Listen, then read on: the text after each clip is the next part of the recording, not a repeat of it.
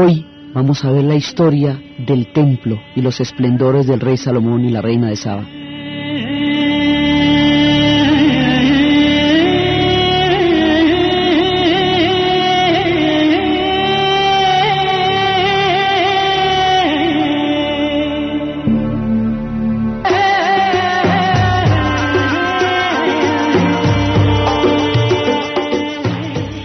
La vez pasada estábamos hablando de todo lo que eran las regiones de la Arabia Feliz, de cómo se creó un gran reino ahí que era el que traía todas las mercancías de la calzada, de los inciensos y toda esa ruta que venía desde la India, desde la China, que traía las sedas, que traía la canela, que traía el sándalo, que traía todo eso. Y vimos cómo de ahí surgían pueblos que se conectaban con Canaán. Y hemos estado viendo las regiones por partes como si acercáramos la cámara. Entonces la tuvimos en Mesopotamia, luego la tuvimos en Canaán, luego la proyectamos hacia la Arabia Feliz en la situación de Yemen. Y vamos a ver, estamos viendo cómo se interconectan cada una de estas historias. Entonces cuando decíamos que Canaán era un pueblo corredor entre dos imperios, entre el imperio egipcio y el imperio mesopotámico, decíamos que en Canaán no podía presentarse una situación en la cual hubiera un imperio porque estaba en la mitad de dos imperios grandotes. Entonces lo único que podían hacer era comerciar con ellos y fue lo que hicieron durante muchísimo tiempo. Pero una vez se va a dar una situación perfectamente atípica y temporal que va a permitir la formación de un gran reino. Esa situación consiste en que Mesopotamia se encuentra en crisis y en que Egipto se encuentra en crisis. Al encontrarse Mesopotamia y Egipto en crisis, Canaán tiene un chancecito, que es lo que le pasa a la gente que está en la mitad de los imperios, que si los imperios entran en decadencia o entran en crisis, pues ahí le alcanza a tener un cuartico de hora. El cuarto de hora de la cultura cananea de adentro, habíamos dicho que en Canaán había dos culturas, la del mar, la que va por todo el Mediterráneo, que es la cultura de los fenicios, y que hay otra interior, que es la cultura que va hacia el desierto y el valle del río Jordán. Y habíamos visto cómo la del valle del río Jordán es donde están las tribus de Israel y de Judá, y habíamos hablado de las 12 tribus.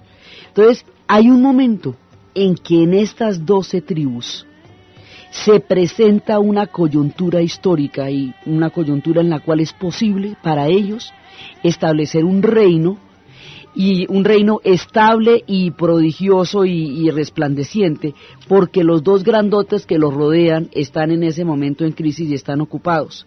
Ese periodo en que ellos hacen su reino bonito es muy importante en el imaginario del pueblo hebreo, del pueblo judío, porque de ahí es que ellos proyectan su grandeza perdida. Es, digamos, como el mito en el cual ellos, la referencia, el imaginario, en el cual ellos fundamentan una parte importantísima de su fe, porque es en esa época y en ese tiempo donde se va a construir el templo y donde el arca va a encontrar un lugar. Entonces, de las tribus, de todas esas tribus, de la tribu de Benjamín, sale un rey que es Saúl. Y Saúl es el primero, digamos, que va a precedir a esta época de esplendor. Ahí ya se asientan, ellos ya han regresado de Egipto, hecho las 12 tribus, las 12 confederaciones. Después vamos a ver qué pasa con los que regresan de Egipto y con los que no. Porque ahí, digamos, ahí hay un montón de variantes que dan orígenes a diferentes formas de entender la religión. Como este es el pueblo donde surgen las religiones monoteístas, la mayoría de los referentes universales vienen de ahí, porque ellos son los que van a tener esa idea del mundo, el monoteísmo. Entonces viene Saúl, que es de la casa de Benjamín, y después viene David, que es el rey de la casa de Judá. Y David es un personaje que es muy importante en toda la referencia del mundo judío. Él viene de la casa de Judá.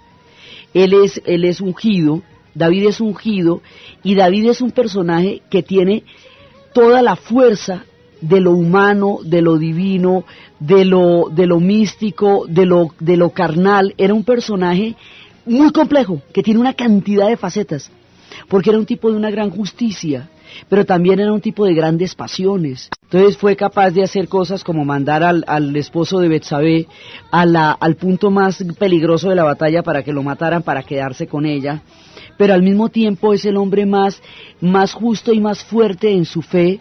Es un hombre que tiene una cantidad de facetas. Es el que se va a enfrentar contra Goliat, es el que va a crear el mito, digamos, el imaginario. Cuando decimos mito nos estamos refiriendo a puntos, digamos, dentro de la narración en los cuales un pueblo se refiere a sí mismo para entenderse. Él es el que va creando todo ese imaginario de la grandeza del pueblo judío. Entonces, él es el primero, él es el de la estrella, él es el que renueva el pacto, él es el que sella esa alianza una vez más, pero ya en tierra, ya no en las diferentes travesías, sino en tierra. Y él va a tener un hijo, que es Salomón. Este tiempo, el de Saúl, David y Salomón, es el tiempo más esplendoroso de la historia del pueblo judío en tierras de Canaán, en la antigüedad, porque ya después otra vez se recuperan los dos imperios y vienen por ellos y los deportan y les hacen todas las maldades, pero este es el momento en que están solitos floreciendo como cultura y como civilización.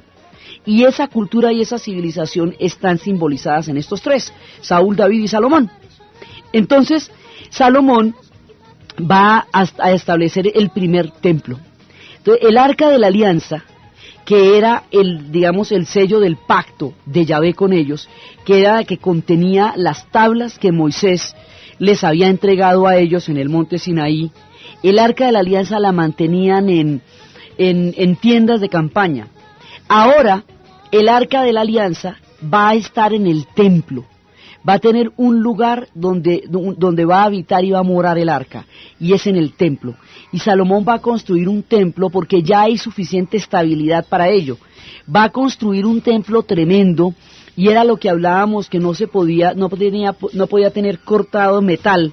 O sea, las piedras no podían ser tocadas por el metal, porque eran piedras sagradas. Entonces había que ver cómo se solucionaba el problema de tallar y pulir las piedras sin utilizar instrumentos metálicos. Entonces fue cuando le contaron la historia de que había un gusano que producía esos efectos en la piedra, que era Shema, y se consiguen los gusanos que eran los que renovaban la vida en el desierto, y habíamos hablado cómo esta referencia se va a ver potenciada en una novela que se llamará Duna, una historia del desierto del planeta Arrakis, escrita en 1970 por Frank Herbert, que se va a convertir en un tratado del poder, la religión, el mesianismo y la naturaleza humana, absolutamente prodigioso. La mayoría de los referentes de esa novela Duna están inspirados en todas estas miradas sobre el mundo, y estos gusanos le van a dar al templo la posibilidad de que las piedras queden talladas de manera perfecta. Y el templo se va a crear con todo el lujo, y el templo va a ser absolutamente esplendoroso.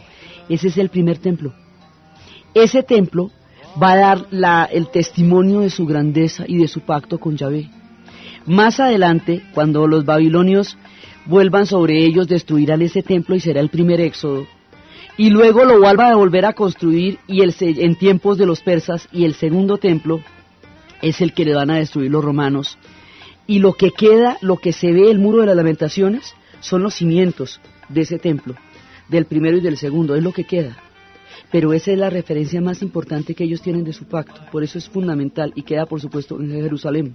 Entonces la construcción de la parte más importante de ellos está en esta época. Entonces Salomón está haciendo ese templo, y Salomón es un hombre famoso por su sentido de la justicia, por ser un excelente gobernante, por tener un sentido muy profundo de su pueblo y de su fe.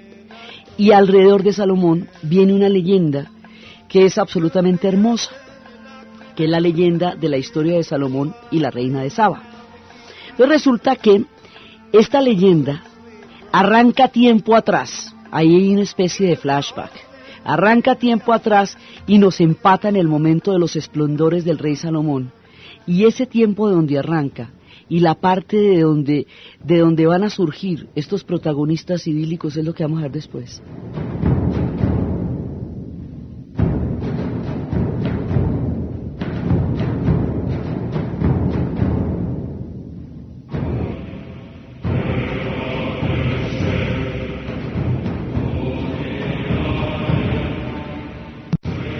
Salomón, hijo de David, y David siendo él el símbolo del arte universal, siendo el David de Miguel Ángel, siendo el de uno de los grandes inspiradores del arte del Renacimiento y de todo el arte religioso, su hijo Salomón va a continuar la grandeza y la va a convertir en el templo. Entonces, para que se encuentre con la reina de Saba, va a haber toda una cantidad de procesos. Resulta que tiempo atrás, en el momento en que se está jugando la salida del pueblo de Israel, del pueblo hebreo de Egipto, hay una serie de divergencias, digamos, cuenta la leyenda, que hay quienes se van a quedar, que dentro del mismo pueblo hebreo hay una facción del pueblo que se queda, porque los egipcios les ofrecen excelentes condiciones para que se queden, porque son orfebres. La leyenda dice que una parte del pueblo hebreo se quedó, y que la otra salió.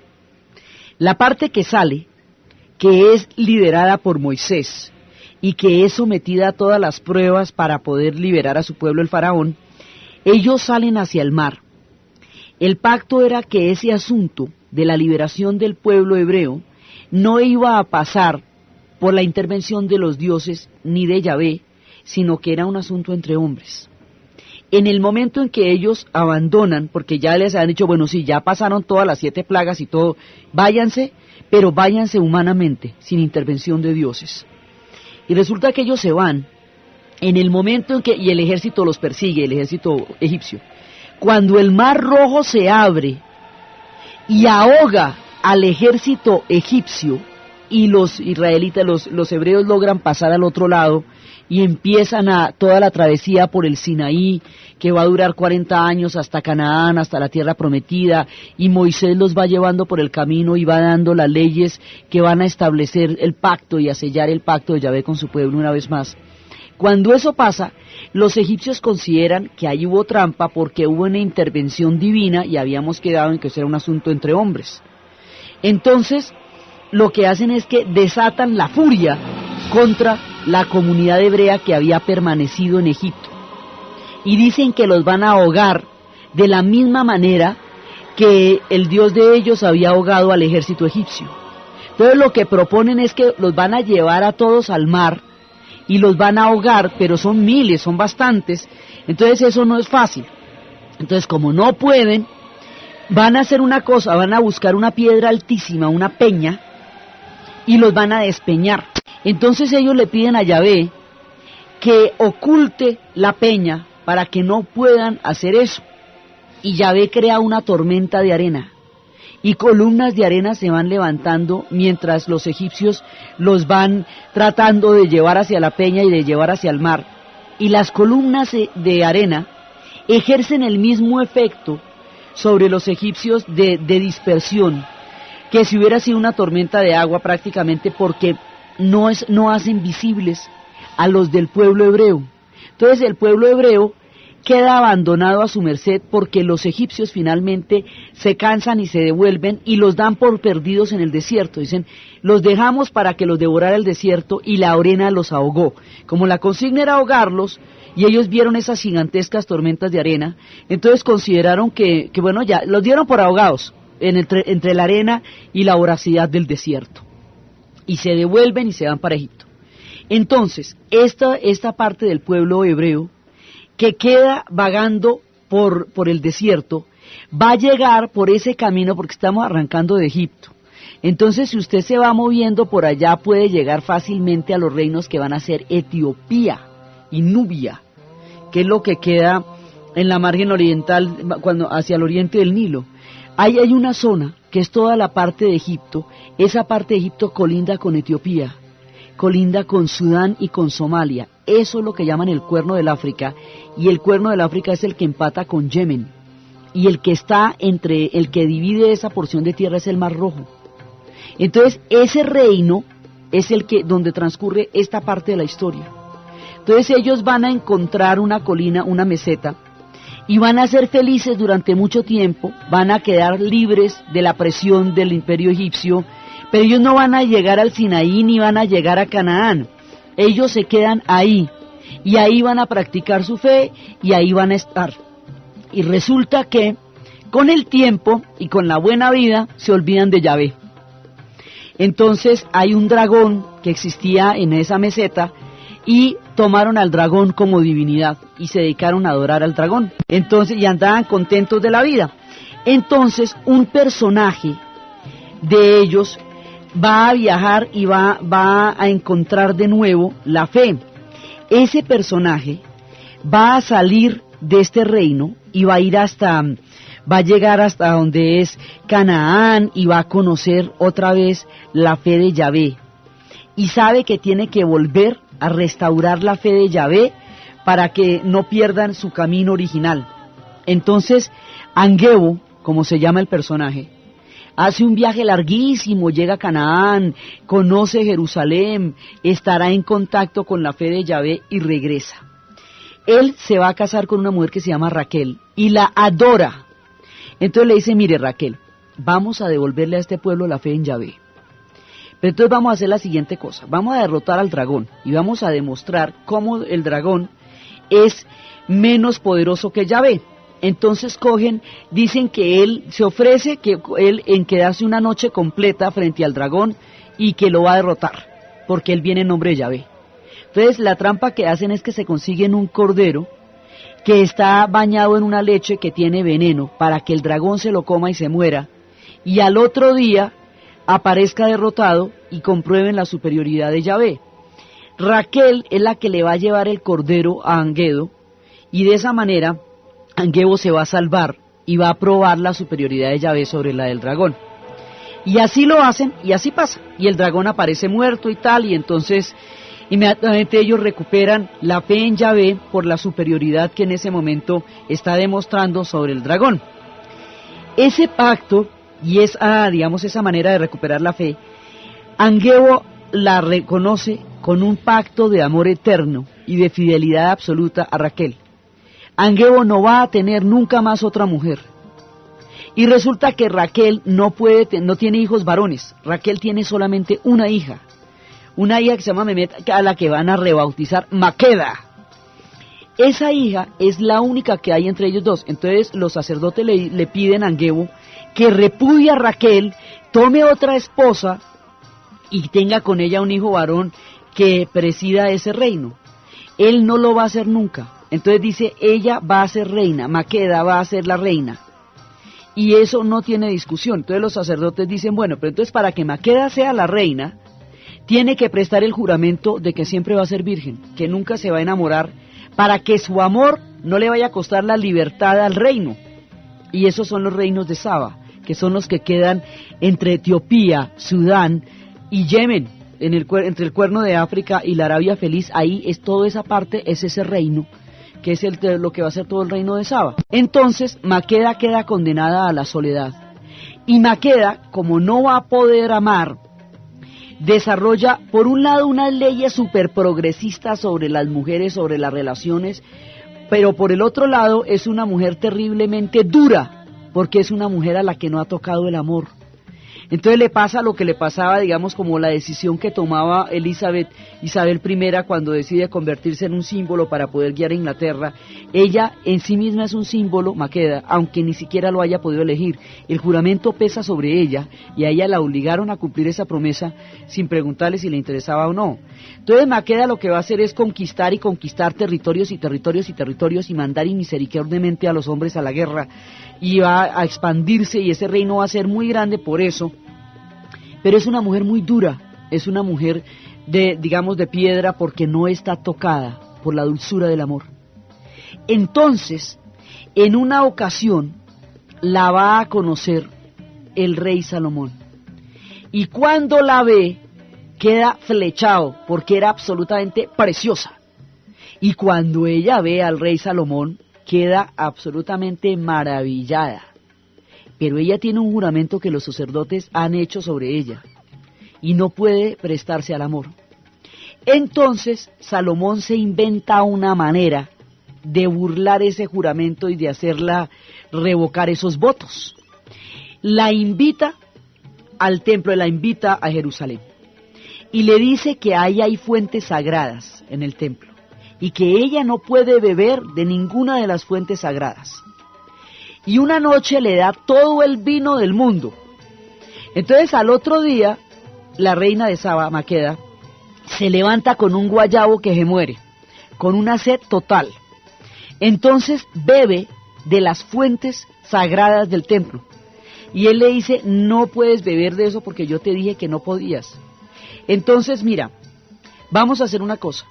Yo te perdono por haber bebido de estas fuentes, si tú te perdonas a ti misma por haber jurado no conocer nunca el amor.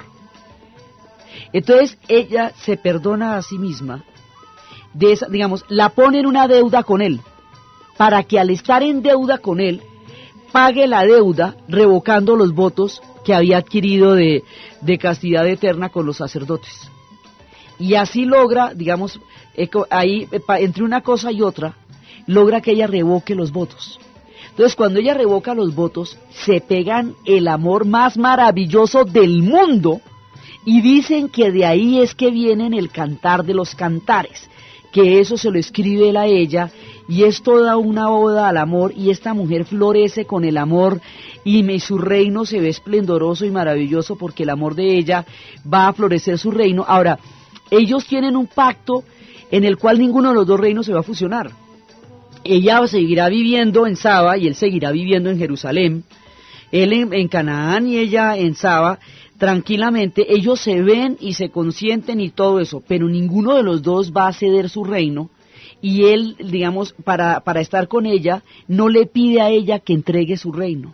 Entonces logran birlar la promesa, pero mantener la esencia, que era que el reino de Saba se mantuviera intacto y no pasara a ser un reino vasallo de ninguno. Entonces ahí logran, digamos, un acuerdo bien interesante. Entonces es cuando se empiezan a contar todos estos versos, y él le dice, qué hermosa eres, amada mía, tus ojos son como palomas, y ella le contesta, qué hermoso eres, amado mío, qué agraciado, nuestro pabellón está lleno de verdes, las vigas de nuestra casa son el cedro, nuestros artesanados el ciprés, y empiezan a contarse todas las historias de amor. Dime tú, amado de mi alma, ¿dónde pastoreas, dónde sasteas al mediodía? No vengo yo a extraviarme tras los rebaños de tus compañeros. Si no lo sabes, oh hermosa de todas las mujeres, sigue las huellas del rebaño y apacienta tus cabritos, cubre las madejadas de los pastores. Y ellos se van buscando, y se van buscando por entre el amor, y van resaltando la impresionante belleza del otro, y la voz de mi amado, vedle que llega, saltando por los montes, triscando por los callados, y él le dice, levántate ya, amada mía, hermosa mía, y ven, ya ha pasado el invierno, y han cesado las lluvias, y se muestran en la tierra los brotes floridos, ya ha llegado el tiempo de la poda, y se deja oír en nuestra tierra el arrullo de la tórtola. Y es muy poético, es de las cosas más bonitas, es el cantar de los cantares que cuenta la leyenda, que es lo que él le escribe a ella, por ese amor tan hermoso que van a tener, y florecen los dos reinos en el increíble y apasionado romance de ellos dos, y el amor la asoma a toda la belleza interior, y a toda la ternura, y a toda la esplendor que esta mujer había tenido desde siempre, pero que al no tocarla el amor no había podido nunca sacar a la luz. Salomón hace eso por ella, y ella lo hace inmensamente feliz. Ellos dos tienen un hijo. El hijo se va a llamar Menelik. Y Menelik, el que se conoce a sí mismo, el que se parece a sí mismo, es el fruto del amor de ambos. Entonces hay una cantidad de leyendas sobre Menelik, porque dicen que lo habían disfrazado para que no lo reconocieran, para poderlo salvar. Y Menelik va a ser el descendiente, digamos, de Menelik viene toda una estirpe que va a tener toda una procedencia histórica, de donde van a salir los leones de Judá y de donde va a salir Haile Selassie. De ahí viene otra importante rama de esta fe que está surgiendo en estas tierras.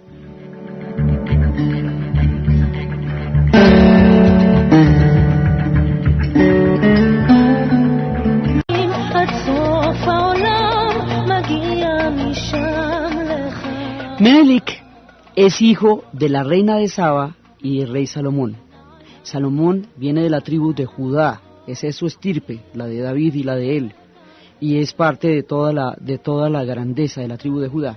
Menelik es hijo de ambos.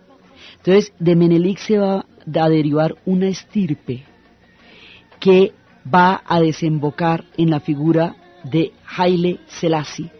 Y Haile Selassie, el león de Judá, el rey de reyes, el hombre que va a dar el símbolo del mundo etíope y de la continuidad histórica de Etiopía, es el padre espiritual, el padre simbólico de una religión que se va a hacer visible hacia los años 70 del siglo XX, una religión que se llama el rastafarianismo, los rastafaris, que vienen del rey Salomón, de la reina de Saba, de Menelik, de Haile Selassie, y que van a tener en la figura de Bob Marley, el representante más conocido, y en la idea del rey, del león de Sion. Sion es la colina sobre la cual se había construido, sobre la que se construyó el templo de Jerusalén. De Sion, de Sion, de esa tierra que ellos proclaman, ellos son herederos de ese reino, porque además ese fue el único reino, el reino de Etiopía, fue el único reino que no fue esclavizado durante toda la época de la esclavitud en África. Entonces, una comunidad de Jamaica se va a proclamar heredera histórica y simbólica de esta estirpe, de la hierba que florecía en la tumba del rey Salomón, que era la hierba ganja, de lo que va a ser la figura de Haile Selassie, y vienen es por la vía de Menelik. Entonces ellos hablan de Sion, como la tierra donde ellos viven en consonancia con su fe y su espíritu. Y hablan de Babilonia como la tierra a donde fueron llevados en la dispersión y en la diáspora. Hablan de Babilonia como las tierras donde están en exilio frente a civilizaciones poderosas con alto grado de vicio y de corrupción. Y ellos se refieren en la actualidad a la Babilonia como las grandes capitales, como Nueva York, como Londres, como París, que es donde se encuentran muchos de ellos, se sienten que ellos están en el exilio de Babilonia. Y hablan de que ellos escuchan las voces de Rasta, ellos escuchan las palabras del hombre Rasta decir: Babilonia, tu trono ha caído, tu corona ha caído.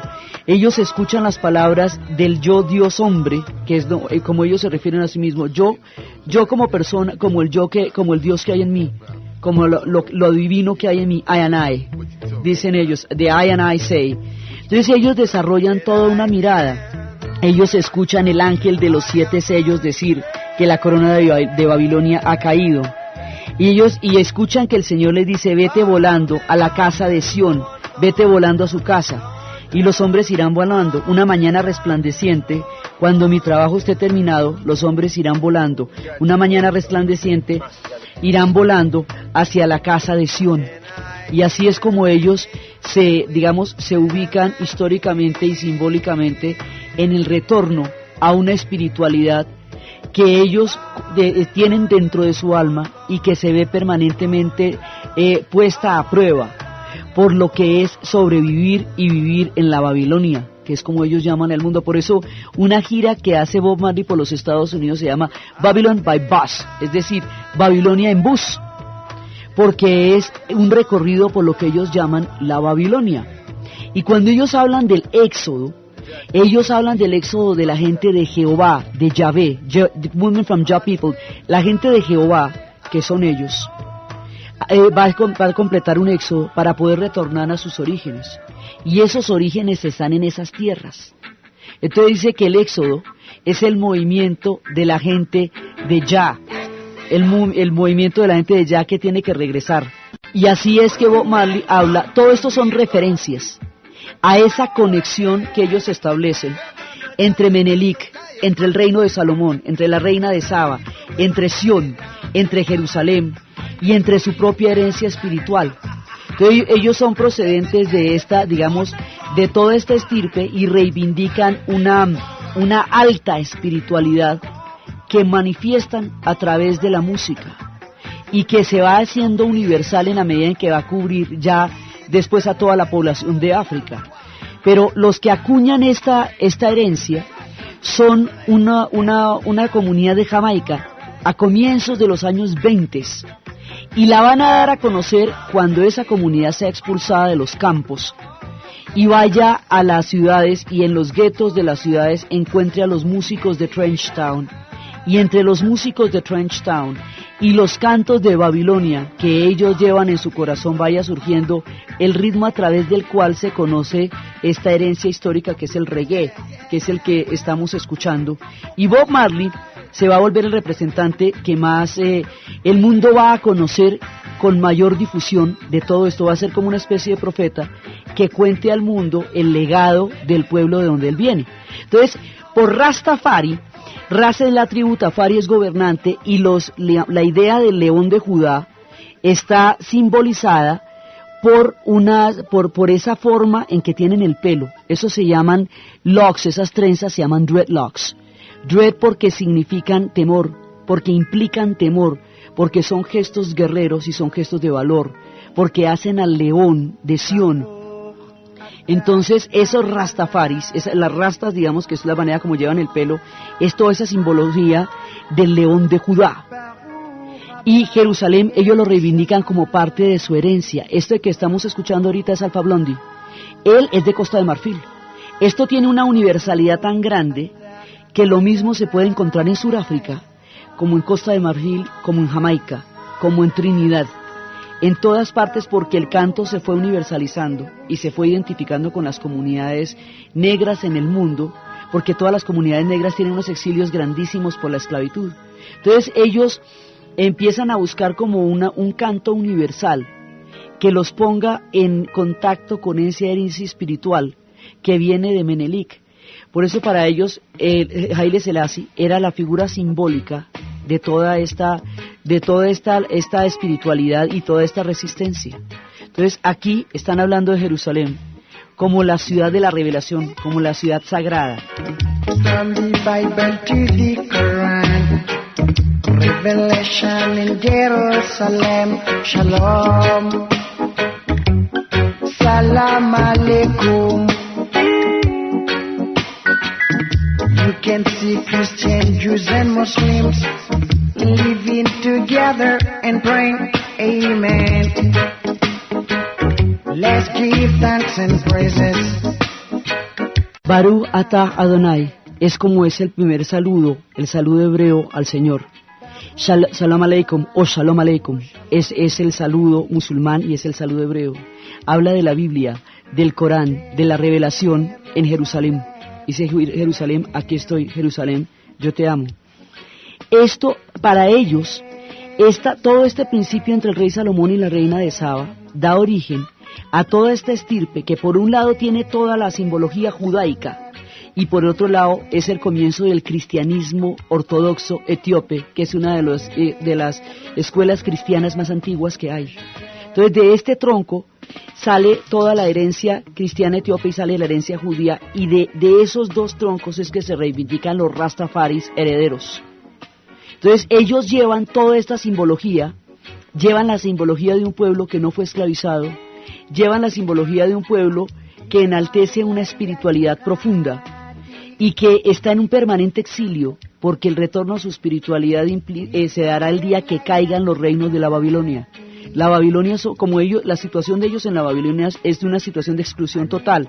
Ellos comparan la situación de ellos en las grandes capitales del mundo actual con la situación del pueblo judío cuando va a ser llevado a Babilonia después de toda esta época del esplendor del templo, y ahí va a haber un éxodo grandísimo y estos pueblos van a quedar en situación de marginalidad y de exclusión en las tierras de la Babilonia. Por eso ellos se refieren a la Babilón como las civilizaciones actuales. Entonces, todo este espectro sale del rey Salomón y la reina de Saba, encarna en la figura de Haile Selassie, sobre todo en el momento en que Mussolini invadió Etiopía y masacró a un pueblo totalmente inerme, en las posprimerías de lo que sería la Segunda Guerra Mundial. Y estos pueblos sacan todo un orgullo histórico a través de la gestualidad de los Dreads, a través de la tribu de la Ras, a través del líder de Tafari y a través de su pertenencia histórica y espiritual a Etiopía. Entonces, esas son parte, de los legados universales. De aquí sale el cristianismo ortodoxo, de aquí sale una herencia etíope, de aquí sale el movimiento rastafarista, y ahí, en 1970, van a encontrar en Etiopía en un estado muy, digamos, en un estado muy primitivo de convivencia, pero muy alto a nivel simbólico, a una población de judíos negros que se llamarán los falashas. Y cuando llegan los rabinos a mirar las condiciones de vida y de simbolismo de los falashas, encuentran que estos judíos etíopes falashas de rostros negros comen la comida kosher, escriben en un hebreo que es el de los manuscritos del Mar Muerto, cumplen toda la ortodoxia judía y tienen toda la herencia intacta y tienen la celebración de crear columnas de arena hacia los cielos como una manera de emular esa época en la que el pueblo hebreo estuvo vagando por el desierto y estuvo tratando a través de la arena. Yahvé los protegió de los egipcios y los dejó vivir en el desarrollo de su propia historia. Después del reinado de Salomón, va a haber una profunda división al interior de las tribus, porque las demás, las 10 tribus, no van a reconocer más hegemonía proveniente de la tribu de Judá. Entonces las 10 tribus se agrupan, y las 10 tribus son Israel, ¿cierto? Y la otra es Judá. Entonces las 10 tribus en su conjunto, acuérdense que estas tribus habían llegado como una confederación cuando salieron de Egipto, y atraviesan el Sinaí y llegan a la Canaán, la tierra prometida. Ahí ya llegan las 12 tribus como una confederación. Entonces la tribu de Judá es la que va a producir a David y a Salomón. Después de Salomón ellos ya no aceptan otro descendiente de la tribu de Judá. Se produce una división. Ya el reino unificado solamente duró el tiempo de Saúl, David y Salomón. Después de Salomón el reino ya no se va a unificar. Se va a dividir en la tribu de Israel, que era la que había venido de Jacob y sus hermanos, y la tribu de Judá. Las 10 tribus que conforman la de Israel van a ser, pronto ya los imperios se recuperan, esta etapa de esplendor y de florecimiento se va a ver de nuevo amenazada por los 2 imperios que siempre los amenazan a ellos. Entonces los asirios van a llegar sobre esas 10 tribus, sobre la parte de Israel, y se las van a llevar. Acuérdense que los asirios deportaban a la gente, se las llevan, los deportan, los hacen mezclarse con otra gente. Esas son las tribus perdidas, muchas no regresarán. Inclusive los pashtuns en Afganistán se reclaman herederos de las tribus perdidas de Israel, en el tiempo en que los asirios los llevaron hacia los rumbos de Mesopotamia y el Asia Central. Entonces llegan los asirios y se los llevan, y queda la de Judá. Las otras están dispersas por toda la deportación asiria. Ahora, los asirios deportan a la gente y traen otra gente y la ponen donde estaba esa para armar tropel. Sí, básicamente eso hacían los asirios, por eso los odiaban tanto. Entonces traen otro pueblo de lejos y lo ponen ahí donde estaban las 10 tribus. Ese pueblo son los samaritanos. Entonces los samaritanos vienen de otra parte. También participan de la fe judaica, pero tienen otros cultos y tienen otros centros, y por eso no va a haber muchas divergencias entre ellos, y ahí es donde vienen los samaritanos.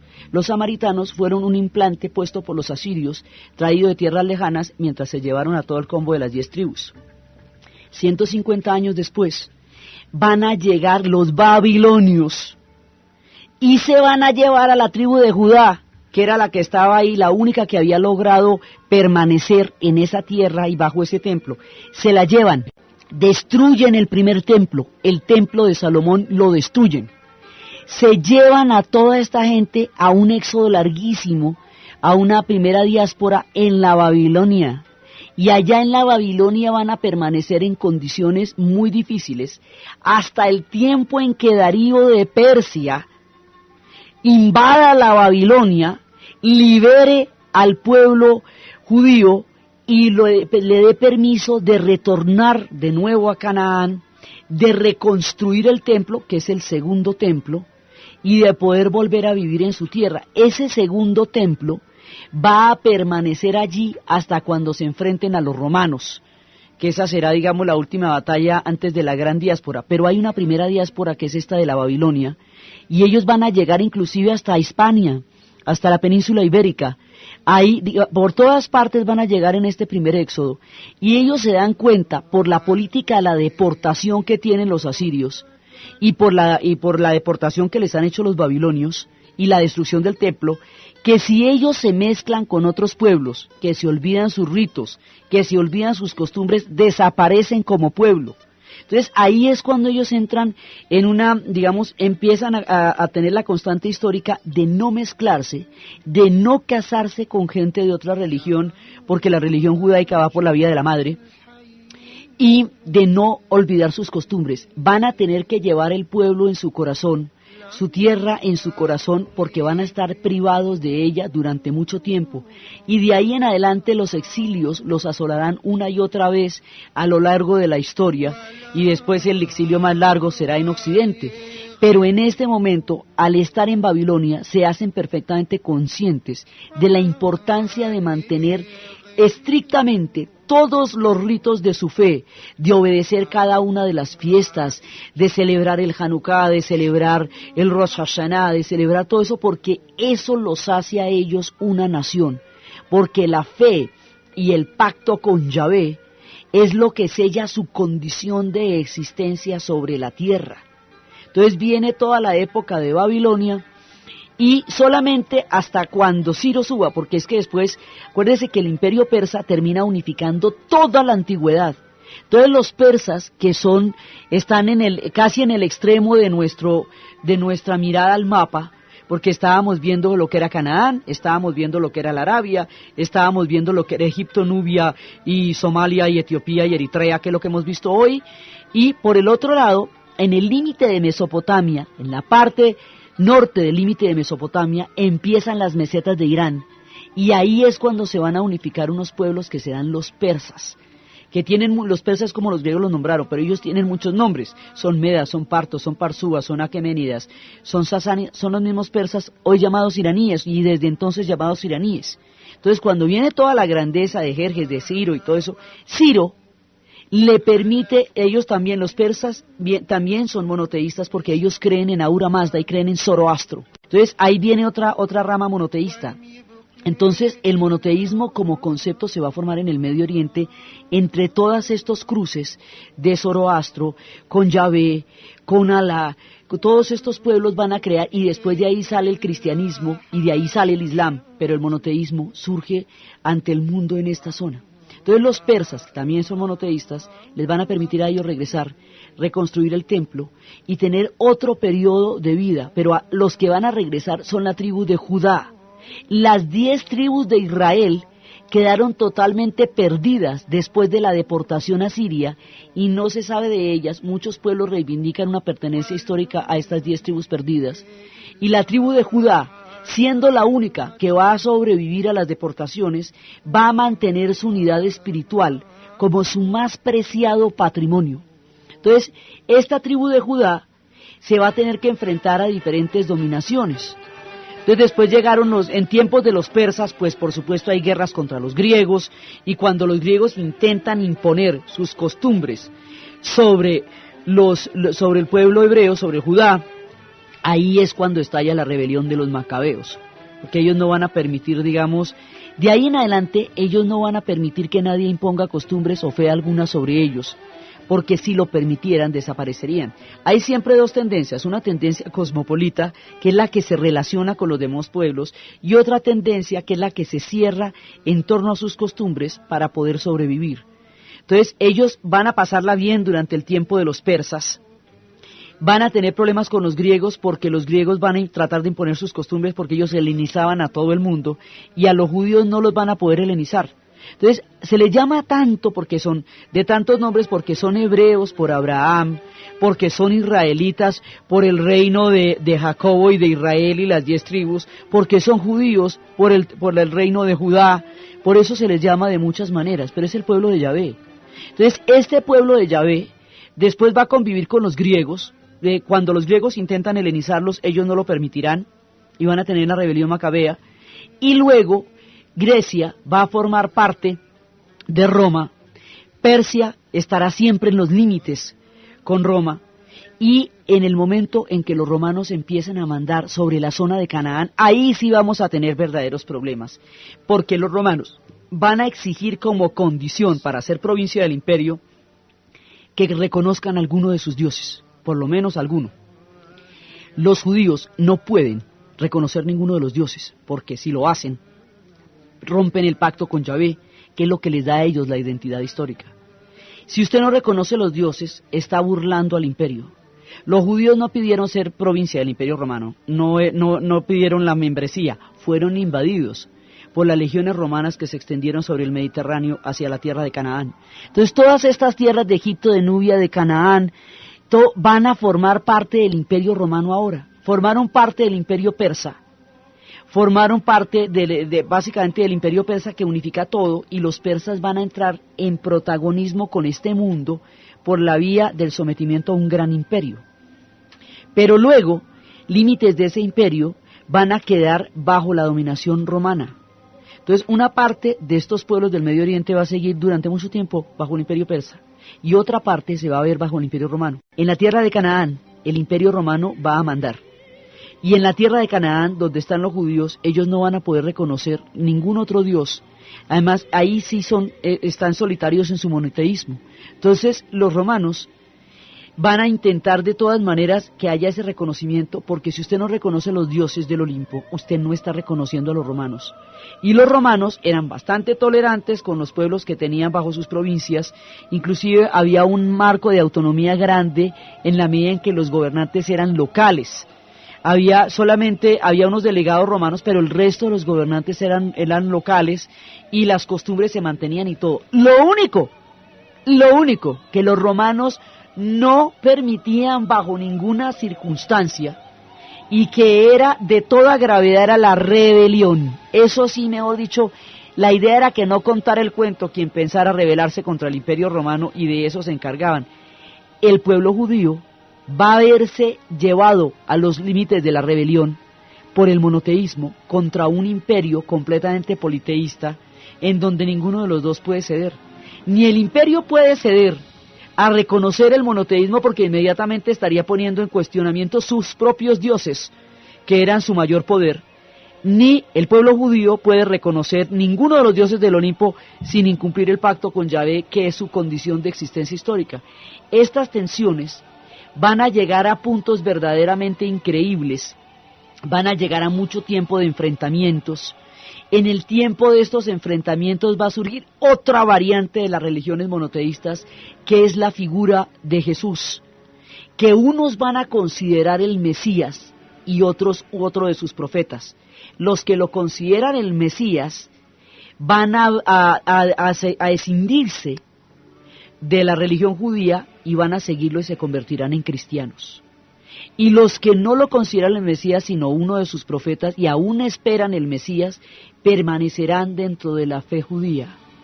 Y unos y otros, tanto los cristianos como los judíos, van a enfrentarse con los romanos por lo mismo, porque están buscando y defendiendo la fe en un solo Dios frente a un imperio que es politeísta y que no va a tolerar estas posturas porque ponen en jaque su poder. La manera como esto va a llegar a un punto de no retorno, que va a romper la posibilidad de vivir allá, la expulsión de los judíos, la diáspora, la destrucción del templo, la epopeya de Masada, toda la caída de lo que esto va a significar, su diáspora en Occidente, y cómo se van dando las diferentes historias, y cómo en los pueblos de Arabia llegará de pronto otro profeta que traerá otra fe, y todas estas historias que se mueven en este mundo fascinante del Medio Oriente, lo que vamos a ver en el siguiente programa. Entonces, desde las mesetas de Etiopía, desde las tormentas de arena, desde la belleza de la reina de Saba, desde la romántica y maravillosa y poética astucia del rey Salomón, desde las herencias de los Rastafaris, desde la búsqueda del pueblo judío de su unidad, desde los tiempos del esplendor del templo, desde los reinos que reivindican como los puntos más altos de su historia y de su fe, en la narración de Ana Uribe, en la asistencia técnica César Moreno, y para ustedes feliz domingo.